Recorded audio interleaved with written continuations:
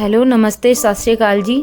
मैं हूँ रानी सोनाली और आप देख रहे हैं मेरे साथ श्री हेमकुंड साहिब यात्रा से जुड़ी हुई मेरी कुछ चुनिंदा यादें।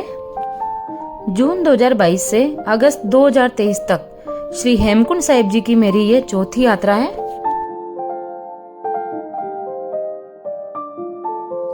श्री हेमकुंड साहिब जाने के लिए आप सबसे पहले अपने शहर से ऋषिकेश पहुंच जाइए।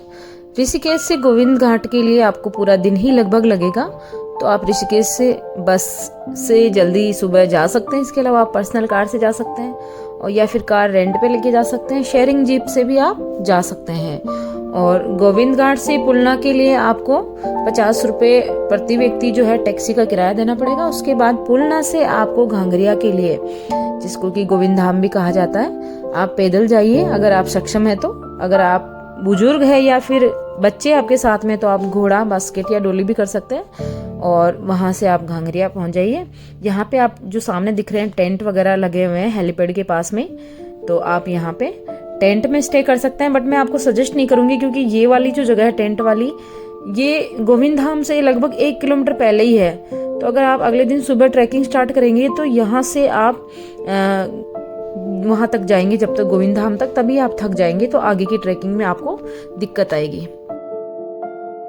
श्री हेमकुंड साहिब यात्रा से जुड़ी हुई डिटेल में जानकारी के लिए मैं पहले भी वीडियो बना चुकी हूँ, तो अगर आपको डिटेल में जानना है तो आप मेरे पिछले वीडियोस में जाके देख सकते हैं। पुलना से गोविंद धाम पहुंचने के बाद आप सबसे पहले गुरुद्वारा साहिब में दर्शन कीजिए, उनका आशीर्वाद लीजिए। आप चाहे तो गुरुद्वारा साहिब में रुक सकते हैं या फिर आप चाहे तो वहाँ पे होटल्स वगैरह काफ़ी सारे अवेलेबल है। चलिए आपको दर्शन करवाते हैं गुरुद्वारा साहिब श्री गोविंद धाम जी के।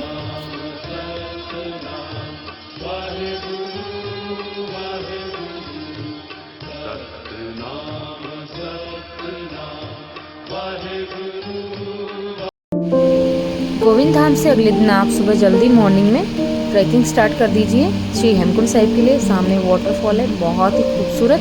इन नज़ारों को देखते हुए आप ये जो लगभग 6 किलोमीटर की दूरी है, इसको आप 4 से 6 घंटे के बीच में आराम से कवर कर सकते हैं। आराम से आप रुक रुक के ये यात्रा करें। अगर आप बुजुर्ग हैं या फिर आपके साथ बच्चे हैं तो आप उनके लिए घोड़े खच्चर करवा दीजिए। डोली या बास्केट भी आप उनके लिए करवा सकते हैं। लेकिन अगर आप सक्षम हैं और स्वस्थ है तो मेरा आपको यही सुझाव है और आपसे विनती भी है कि आप पैदल ट्रैकिंग कीजिए। आइए बात करते हैं कि श्री हेमकुंड साहिब यात्रा पर आप कब से कब तक जा सकते हैं। तो आप मई से लेकर लगभग अक्टूबर के महीने तक आप वहां जा सकते हैं। लेकिन जो जाने का बेस्ट टाइम है, जब कोई रिस्क नहीं होता है लैंडस्लाइड वगैरह का, बारिश से कोई परेशानी होने के चांसेस काफ़ी कम होते हैं, वो है मई, जून और सितंबर का महीना। और अगर आप मेरी तरह रिस्क लेना पसंद करते हैं तो फिर अगस्त में जाइए, क्योंकि अगस्त में जो वहाँ प्रकृति की खूबसूरती है उस पर और भी 4 चांद लग जाते हैं। चाहे आप किसी भी मौसम में ये यात्रा कर रहे हैं, मेरा एक सुझाव याद रखिए, एक तो गर्म कपड़े और एक रेनकोट आप जरूर रखिए, क्योंकि यहाँ पे ठंड होती ही है। चाहे आप मई जून में चले जाइए, चाहे आप अगस्त में चले जाइए, चाहे आप सितंबर में चले जाइए या अक्टूबर में, किसी भी महीने आप जाइए आपको यहाँ ठंड मिलेगी। तो गर्म कपड़े आप अपने साथ जरूर रखें। दूसरा है रेनकोट, क्योंकि पहाड़ों पे क्या है ना कि मौसम का कोई पता नहीं होता है, कब मौसम बदल जाता है। यहाँ पे बारिश कभी भी हो सकती है, तो आपको यहाँ पे अपने साथ रेनकोट जरूर रखना है। डॉक्यूमेंट्स की बात करें तो आपको अपना एक फ़ोटो, ID कार्ड और यहाँ जाने से पहले आपको एक रजिस्ट्रेशन करवाना होगा। रजिस्ट्रेशन जो 4 धाम यात्रा वाला आपका होगा, उसका जो लिंक है मैं डिस्क्रिप्शन बॉक्स में डाल दूँगी, तो आप उससे अपना रजिस्ट्रेशन पहले करवा लीजिए जाने से पहले, क्योंकि आपको जब आप पुलना पहुंचेंगे तो वहाँ आपका ये रजिस्ट्रेशन चेक होगा। अगर आपने नहीं करवा रखा तो आपको आगे नहीं जाने दिया जाएगा। नहीं ले लेती। पूरे बादल लगे हुए हैं और ये गुलाब के फूल, जंगली गुलाब, और ये वाटरफॉल।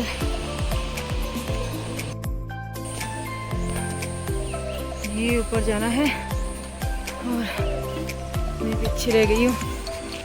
कचरा डस्टबिन में ही डालें आप लोग, डस्टबिन रखे हुए हैं ऐसे जगह जगह पे। कचरा कृपया करके बाहर ना डालें। श्री हेमकुंड साहिब रास्ता एक पवित्र रास्ता है, इसको साफ सुथरा बनाए रखने हमारी भी जिम्मेदारी है। घोड़े खच्चर। वैसे तो गोविंद घाट और घांगरिया यानी कि गोविंद धाम में दोनों ही जगह सभी प्रकार की शॉप वगैरह है। आपको मेडिकल शॉप भी मिल जाएगी, दूसरे सामान भी ज़रूरत के आपको सारे मिल जाते हैं। लेकिन वही है ना, क्योंकि वहाँ बड़ी मुश्किल से वो सामान ले जाए जाते हैं घोड़े खच्चरों के द्वारा, तो वो आपको डबल या ट्रिपल रेट में ही मिलेंगे। इसलिए आप अपने ज़रूरी सामान साथ लेके जाइए, जैसे कि मेडिसिन किट हो गई, खाने के लिए अपने ड्राई फ्रूट्स हो गए, बिस्किट, नमकीन वगैरह, चॉकलेट, जो भी आप खाना चाहते हैं अपने साथ लेके जाइए। इसके अलावा आप, क्योंकि वहाँ लाइट वैसे तो होती है लेकिन फिर भी कोई कह नहीं सकते ना, पहाड़ों पे कोई भी प्रॉब्लम हो सकती है। आप अपना पावर बैंक साथ रखिए और एक जियो की सिम आप जरूर अपने साथ लेके जाइए।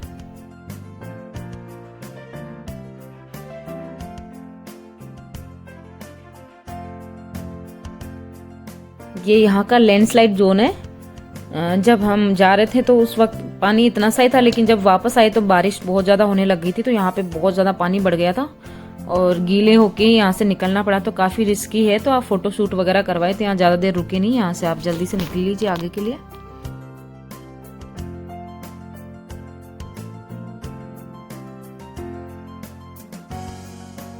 पिछले साल जब आए थे तो अगस्त के महीने में इतना बड़ा ग्लेशियर यहाँ पे नहीं था, जरा सी स्नो बची हुई थी।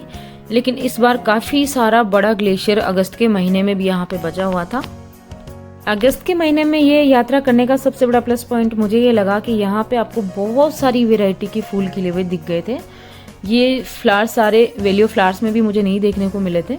अगर आप इस वक्त आ रहे हैं तो आप वैसे वैली ऑफ फ्लावर्स को भी विजिट जरूर कर लीजिए, क्योंकि इतनी दूर जाना हर बार पॉसिबल नहीं होता। अगर गए हो तो दोनों जगह जाने में क्या हर्ज है। और ब्लू पॉपी देखिए, यहाँ कितनी ज़्यादा ब्लू पॉपी थी। वैली ऑफ फ्लावर्स में मुझे एक भी ब्लू पॉपी का जो है पौधा देखने को नहीं मिला, ना कोई फूल देखने को मिला। लेकिन यहाँ श्री हेमकुंड साहिब में जगह जगह इतनी ज़्यादा ब्लू पॉपी थी कि कह नहीं सकते।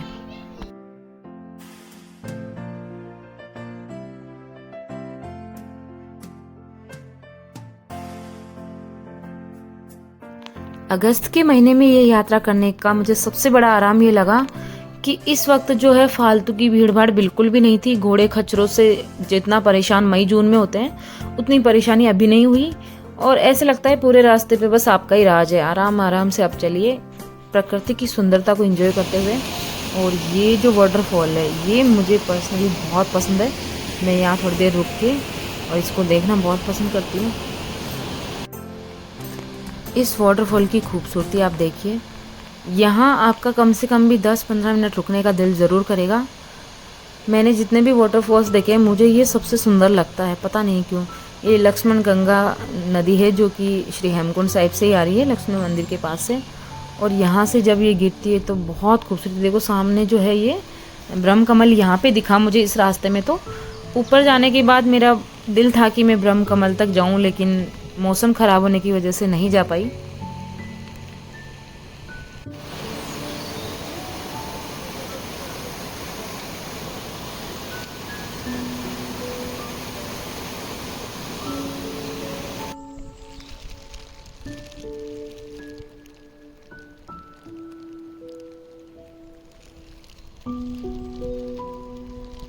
ग्लेशियर। इस बार ये यात्रा मैंने लगभग 4 घंटे में ही कवर कर ली, जबकि पिछली बार मुझे 6 घंटे लगे थे। इस बार आराम आराम से चलने के बावजूद मैंने 4 घंटे में ही यात्रा पूरी कर ली। और यहाँ पहुँच के देखा तो काफ़ी कुछ बदल चुका था 2 महीने में ही। क्योंकि जब मैं मई में यहाँ पे गई थी अभी 2023 में, तो ये सब लकड़ी का काम यहाँ पे नहीं हो रखा था और पूरा ग्लेशियर था। खैर यहाँ 12-12 फीट स्नो थी उस टाइम पे, तो कुछ दिख भी नहीं रहा था। पूरा जो लंगर होल है ये बस जरा सा ही इसका मुंह दिख रहा था, बाकी पूरा ये बर्फ में कवर हो रखा था। और अगस्त में देखिए यहाँ के नज़ारे ही बदल गए हैं। और ये देखो जी सामने आपको दर्शन करवा देते हैं गुरुद्वारा श्री हेमकुंड साहिब के। फाइनली तेज बारिश के बीच यहाँ पहुँच चुकी हूँ मैं।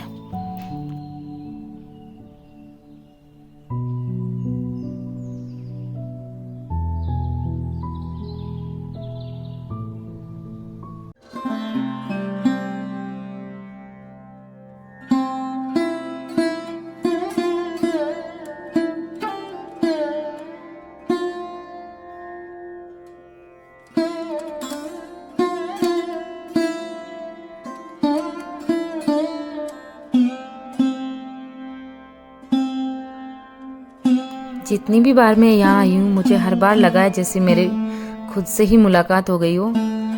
इस जगह के बारे में मैं कुछ कह ही नहीं सकती हूँ, मेरे पास वर्ड ही नहीं है इसके बारे में कुछ भी। पवित्र सरोवर बिल्कुल भी नज़र नहीं आ रहा है और